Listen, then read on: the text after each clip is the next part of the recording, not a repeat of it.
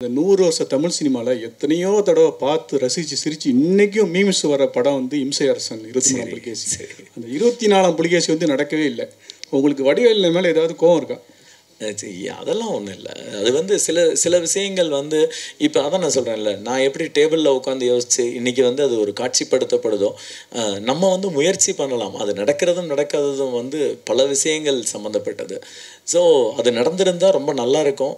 நடக்கணுன்றது தான் என்னுடைய விருப்பம். அது ஏன்னா நிறைய பேருக்கு எங்களை தாண்டி அது கண்டிப்பாக தமிழக மக்களுக்கே ஒரு இழப்பு தான். நடக்கும் நம்புகிறேன். அது என்ன நடக்கலாம்ங்கிறது வருத்தமாக இருக்காது உங்களுக்கு? இல்லை அப்படி இல்லை. நீங்கள் அப்படி பார்த்தா நான் என் மைண்டுக்குள்ளே வச்சுருக்கேன் எத்தனையோ கதை நடக்கலை, அதுக்காக நம்ம வருத்தப்பட்டு இருக்க முடியுமா? So it's a part of game. ஏன்னா இங்கே வந்து சில நேரங்களில் நம்ம வந்து ஃபுல் டிராஃப்ட் எழுதி ஷூட்டிங் அளவுக்கு கொண்டு போயிடுவோம். அதேமாரி ஒரு படம் வரும், அப்படி தூக்கி ஓரமாக வச்சுருவோம். ஸோ இது என்னென்னா நல்ல சப்ஜெக்ட் வரலாம்ன்ற ஒரு கிரியேட்டராக ஒரு ஆதங்கம், அவ்வளோதான். சார் சிம்பு சார் சொல்லுங்கள் சார். வாழ்த்துக்கள் சார். ட்ரெய்லர் பார்த்தோம், வெரி விஷுவல் ட்ரீட்டாக இருந்தது. நல்லது சார். இந்த 1943 இந்த 2ஆம் உலக போகிற அந்த டீட்டெயில்ஸ் எப்படி, எவ்வளோ நேரம் அது தரையில் இருக்க போகிறது, இந்த கதை ட்ராவல் லெவலில் இருக்க? இல்லை, எனக்கு வந்து அது ஒரு சின்ன, அதாவது ஒரு ஆர்என்டியாக எடுக்கும்போது வந்து கம்ப்ளீட் வேர்ல்டு வார், அதான் நான் முதல்ல சொன்ன மாதிரி சுதந்திர போராட்டத்தில் வந்து தமிழகத்துக்கு பங்கே கிடையாதுன்ற ரேஞ்சில் தான் பொதுவாக இந்திய வரலாறு எழுதப்படுது. பரவாயில்ல, அது இருந்தாலும் நம்மளுடைய தகவல்களை வச்சு பார்க்கும்போது இதில் இருக்க டீட்டெயில்ஸ் அவ்வளோ அபிமிருதமாக இருக்குது. ஏன்னா நான் முதல்ல வந்து ஊவேசாவை பற்றின ஒரு டீட்டெயில்ஸ் எடுத்திருந்தேன். அதுக்கப்புறம் வந்து M10, அது ஒரு பயங்கரமான இன்சிடென்ட் 1914. அதுக்கப்புறம் வந்து ராமானுஜன் பற்றி ஒரு ஸ்டோரி இது பண்ணியிருந்தேன், கணித மேதை ராமானுஜன். இது எல்லாத்துலேயுமே வந்து நம்ம அவ்வளவு கஷ்டப்படுறோம், அவ்வளவு கடந்து வர்றோம், ஆனால் இது எதுவுமே சொல்லப்படலை. அப்போ எனக்கு என்னுடைய ஃப்ரெண்டோட வீட்டில் அதை சொன்னபோது இதை வந்து கைனேஜ் பண்ணலாம்னு நான் என் ஃப்ரெண்டு ஸ்ரீ கணேஷ் அண்டு ஜெயராஜ், அதுக்கப்புறம் வந்து இதில் கரந்தேல் ராஜேஷ், சத்ரியன், என்னுடைய கோ டைரக்டர் கருப்பசாமி, ராஜாராம், இந்த மாதிரியான எல்லாமும் சேர்ந்து அந்த இடத்துல உருவாக்கணும். R&D நிறைய இருக்கலாம், பட் வந்து என்னென்னா அந்த கதைக்களம் நம்மளுக்கு, ஏன்னா இப்போ நம்ம அதை எடுக்க முடியாது, ஏன்னா செல்ஃபோன் இருக்கும், உள்ளே போய் என்ன வேணாலும் பண்ணலாம். ஸோ அந்த கதைக்களத்தில் எல்லாமே இருந்தது, துடுப்பு இருந்தது, அந்த அந்த அந்த எங்களுக்கு கதைக்கு தேவையான எல்லாமும் அதில் கிடைச்சதுனால அதில் பண்ணோம். இதில் வந்து நிலத்தோட பர்சன்ட் ரொம்ப கம்மியாக தான் இருக்கும், ஆல்மோஸ்ட் ஒரு 80-85% வந்து கடலில் தான் இருக்கும். சிம்பு சார் சொல்லுங்கள் சார். கடல் மீன் மத்தியில் பிராமீன் எப்படி வந்துச்சு? படம் ரிலீஸ் ஆச்சுன்னா ஏதாவது சர்ச்சைகளை ஏற்படுத்துமா? இல்லை, அது நீங்கள் படம் பாருங்கள், அப்படியான ஒரு விஷயம்லாம் இருக்காது. ஏன்னா இதில் வந்து நாட் ஓன்லி உங்களுக்கு அது மட்டும் தெரியுது, இதில் வந்து ஒரு மலையாளி இருப்பார், ஒரு தெலுங்கு பொண்ணு இருக்கும், ஒரு நார்த் இந்தியன் சேட்டு இருப்பார், ஒரு சவுத்துலேருந்து வந்த முத்தையான்ற ஒரு கேரக்டர் இருக்கும். ஸோ இப்படியான பல கலவைகளில் அதுவும் ஒன்று, அவ்வளோதான். அதில் வந்து ஒரு மீனவர் இருப்பார், அவங்க பாட்டி இருக்கும். ஸோ அதனால் இது நீங்கள் பார்க்கும்போது உங்களுக்கு தெரியும், அப்படி ஒன்றும் இதில் வில்லங்கமாலாம் ஒன்றும் வைக்கலை. சிம்பு சார், மதுமிதா மேடம், நீங்கள் இந்த ட்ரெய்லரில் ஆச்சி மனோரமாவை வந்து பேசியிருந்தீங்க. ஆட்சிக்கெலாம் அவ்வளவு காமெடி, அவ்வளவு படங்கள், அவ்வளோ ட்ராக் கிடச்சிது. இப்போல்லாம் பெண் காமெடி உங்களுக்குலாம் கிடைக்கிறா? உங்களை பார்த்தே எங்களுக்கு ரொம்ப நாள் ஆகிட்டு. ஆட்சிக்கு வந்து நிறைய ஸ்பேஸ் கொடுத்துருந்தாங்க. அப்போது நிறைய அவங்கள வச்சு நிறைய கதை எழுதினாங்க. அப்போ வந்து பார்த்திங்கன்னா நிறைய சினிமாக்கள் வந்து முழுக்க டைரக்டர் கையில் இருந்தது, ப்ரொடியூசர் கையில் இருந்தது. இப்போ வந்து கொஞ்சம் ட்ரெண்ட் மாறி இருக்கு இல்லையா? அதனால் எனக்கு வர படத்தில், எனக்கு வர கதாபாத்திரத்தில் என்னால் முடிஞ்ச அளவுக்கு பெஸ்ட்டாக பண்ணுறேன். இன்னமும் இந்த படம் பார்த்துட்டு என்னை ஒரு டிஃப்ரெண்ட் ஜானரில் நடிக்க வச்சுருக்காரு சிம்புதேவன் சார். ஃபஸ்ட்டு என்னை ஒரு வித்தியாசமான சாயலில் காட்டின சிம்புதேவன் சாருக்கு நன்றி. அண்ட் இந்த படத்தில் நான் சொல்ல மறந்த ஒருத்தர் இருக்கார், மிஸ்டர் பேல் கருப்புசாமி சார். சாரி, அவரும் வந்து சின்ன சின்ன நுணுக்கங்கள்லாம் சொல்லி கொடுத்துருந்தாரு. ஸோ இந்த படம் மூலமாக அந்த இடத்த நம்ம அவங்களோட இடத்தெல்லாம் பிடிக்கவே முடியாது, அட்லீஸ்ட் அவங்க பாதையில் நடக்கணும்னு ஒரு சின்ன ஆசை, அது நடக்கும்னு நினைக்கிறேன். எழுதுகிறவங்க இனிமேலும் நான் எங்களை மாதிரி, நீங்கள் கேட்டிங்க ஏன் நீங்கள் வர்றதே இல்லைன்னு, ஸோ ஸ்கிரிப்ட் ரைட்டர்ஸ்கிட்ட தான் இருக்குது, கொஞ்சம் பார்த்து வேறு எது சொல்கிறது. சிம்பு சார் இங்கே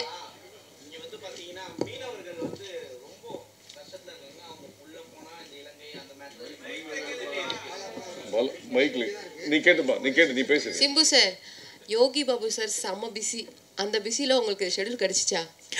இல்லை, அவர் நீங்கள் செம பிஸினால அவருக்கு வாரத்துக்கு மாதத்துக்கு ஒரு 2 படமாவது வரத்தானே செய்யுது. ஸோ அது கொஞ்சம் முன்ன பின்ன ஆகும், பட் அவர் அதை அட்ஜஸ்ட் பண்ணி கரெக்டாக டேட்லாம் கொடுத்துட்றாரு. அவர் பிஸியாக இருந்தாலும் அது அவர் பிஸி வந்து அவருடைய கஷ்டம். அவர் டே நைட்டாக ஒர்க் பண்ணலாம். சம்டைம் ஃப்ளைட்லேருந்து வந்து அப்படியே வந்து விழுந்து தூங்காமலே ஒர்க் பண்ணிகிட்டு இருப்பார். பட் அந்தந்த படத்துக்கு டேட் கொடுத்துட்டா அதை ஹானர் பண்ணுறது அது அவர் கண்டிப்பாக பண்ணார் எங்களுக்கு. சிம்பு சார், சார் மீனவர்கள் வந்து அந்த எம்ஜிஆர் ஒரு பாட்டு பாடி அந்த கஷ்டத்தை காமிச்சிருப்பார். ஸோ நீங்கள் வந்து இதில் படங்களை காமெடியாக கொஞ்சம் எடுத்துகிட்டு வரீங்க. ஸோ அவங்களுடைய கஷ்டங்கள் உங்கள் கண்ணு முன்னாடி தெரிஞ்சுதான் சார்? அதான் நான் சொல்கிறேன்ல, நான் போய் முதல் லொக்கேஷன் பார்க்க ஆரம்பித்ததுலேருந்தே எங்களுக்கு அந்த பெயின் இருந்தது. அப்புறம் இந்த கதையோட கோர் வந்து அந்த பெயின் சம்மந்தமான ஒரு விஷயம்தான் பேசும். அது நான் ட்ரெய்லரில் என்னால் சொல்ல முடியாது. பட் நீங்கள் ஃபுல் படமாக பார்க்கும்போது இதோட எண்டு போய் அங்கே தான் முடியும். அவங்களுடைய பெயின் தான், ஒரு மீனவனுடைய வலி, அவங்க அதுவும் குறிப்பாக மெட்ரோபாலிட்டனில் இருக்கவங்களுடைய அந்த கஷ்டம் அப்படிங்கிறது. ஸோ கண்டிப்பாக வந்து எங்களுக்கு எல்லாருக்குமே, ஏன்னா இவர் பேசும்போது சொன்னார்ல நம்ம கேமராமேன், ஏன்னா அங்கே எங்களுக்கு எத்தனை பேருக்கு நீச்சல் தெரியும் தெரியாது எல்லாமே தெரியும். ஏன்னா கடலுக்கும் நம்மளுக்கும் சம்மந்தமே இல்லை. நாம் ரொம்ப சொகுசாக இங்கே தரையில் வாழ்ந்துட்டு இருக்கோம். ஸோ அங்கே போகிறப்ப அந்த 6 மீனவர்கள் இல்லைன்னா இந்த 150 பேர் வேலையை பார்க்க முடியாது. அவங்க தான் ஃபுல்லாக நீந்தி கடலுக்குள்ளே இருப்பாங்க. ஈவன் நாங்கள் சில சமயம் உள்ளே போகிறப்ப கூட நம்மளை கூல் பண்ணுறதுக்கு அவங்க குதித்து நீந்தி போட்டை இப்படி திருப்பி அதெல்லாமே. ஸோ கண்டிப்பாக அவங்களுக்கு நாங்கள் இந்த இடத்தில் தலை வணங்குறோம். அந்த 6-7 மீனவர்களும் சரி, அந்த மீனவ கிராமமும் இல்லாட்டி இந்த படமே கிடையாது. அவங்களுக்கு நன்றி. ஸோ இந்த பாவா இவர் எம்எஸ் பாஸ்கர் இருக்கார்ல, அவர் வந்து ரைட்டர். பாவா செல்லதுரை மாதிரியே அந்த ஒரு கட்டமைப்பில் அந்த கெட்டப்லாம் இருக்குது. ஸோ அது எந்த மாதிரியான ஒரு கெட்டப்னு தெரிஞ்சுக்கலாமா? இல்லை, எம்எஸ் பாஸ்கர் சாருக்கு வந்து என்னென்னா, அவர் இதுக்கு முன்னால் பண்ணாத ஒரு கேரக்டராக ஒரு கெட்டப் இருக்கணும்னு நினச்சோம், அவ்வளோதான். இப்போ ஒவ்வொருத்தரையுமே கொஞ்சம் கொஞ்சம் முன்பின் பார்த்துறாதபடி மாற்றலாம். இப்போ சாம்ஸ் எப்படி மாற்றலாம், மது எப்படி மாற்றலாம்னு தோணும்ல, அப்படி வந்து தான் அது பர்பஸாக வந்து பவா செல்லத்துறை மாதிரி இல்லை. அவரும் என்னுடைய நண்பர் தான், ஆனால் அப்படிக்கா பண்ணலை சார். அதேமாதிரி படித்தவங்க மேலே உங்களுக்கு என்ன கோவம்? அந்த ஜாவா சுந்தரேசன் கேரக்டரும் ஐடியில் வேலை பார்க்குறவங்க நல்லா படித்தவங்களை கிண்டல் பண்ணுற கேரக்டர். இப்போ இதில் ஒரு டைலாக் வருது, படித்த பைத்தியம் அப்படின்னு சொல்லிட்டு. அதனால தானே அவனை படிக்க வைக்கலன்ட்டு அந்த பாட்டிமா சொல்கிறாங்க. அது என்னன்னு சொல்லுங்கள். அதேமாதிரி சுண்டலி பெண், நீங்கள் நிறைய விலங்குகளை பயன்படுத்துறீங்க முன்னாடி படங்கள்லாம். இதில் சுண்டலி இந்த மிருக வதை, அந்த வதையில் எதுவும் சிக்கினீங்களா? ஏன்னா அவர் ஓப்பனாக உண்மையான சுண்டலின்னு சொன்னார் சாம்ஸ். ஆமாம், சாம்ஸ்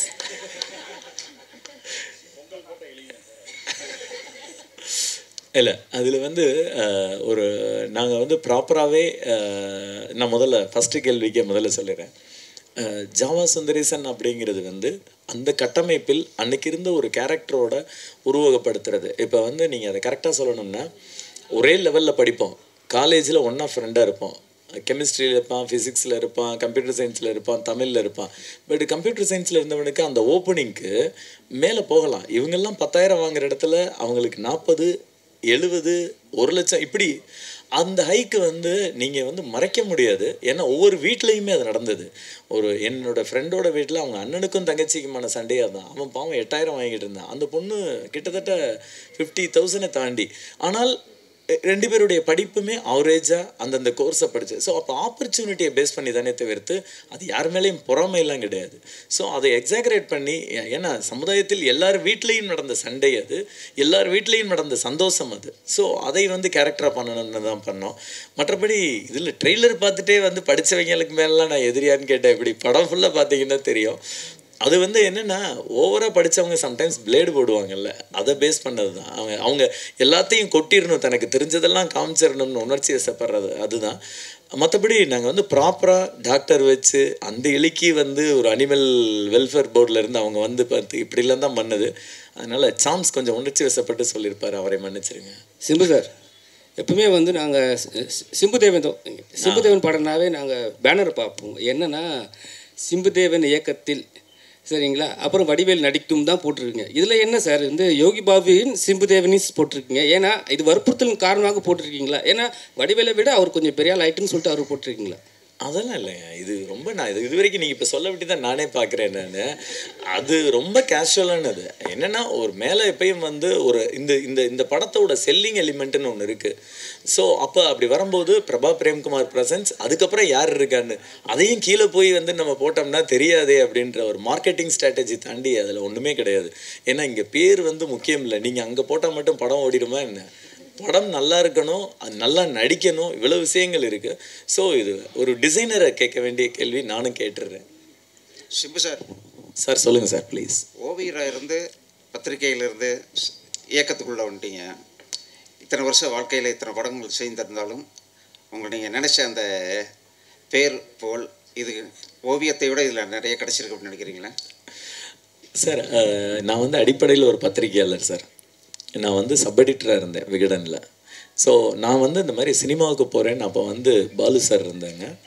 ஸோ பாலசுப்ரமணியன் அவர்கள் அவர்கிட்ட சொன்னப்போ தான் நீங்கள் வந்து எங்கே வேணாலும் எப்படி வேணாலும் போயிருக்கலாம், ஆனால் வந்து உங்களுக்கு கார்ட்டூனிஸ்ட்டுன்னு இங்கே கிடைக்கிற இந்த திருப்தி வந்து வேறு எங்கேயும் கிடைக்குமான்றது என்னால் சொல்ல முடியாது, பட் உங்கள் முடிவை எடுத்துக்கோங்கன்னு. ஏன்னா நான் அடிப்படையில் அங்கே கார்ட்டூனிஸ்ட்டாக இருந்தேன்.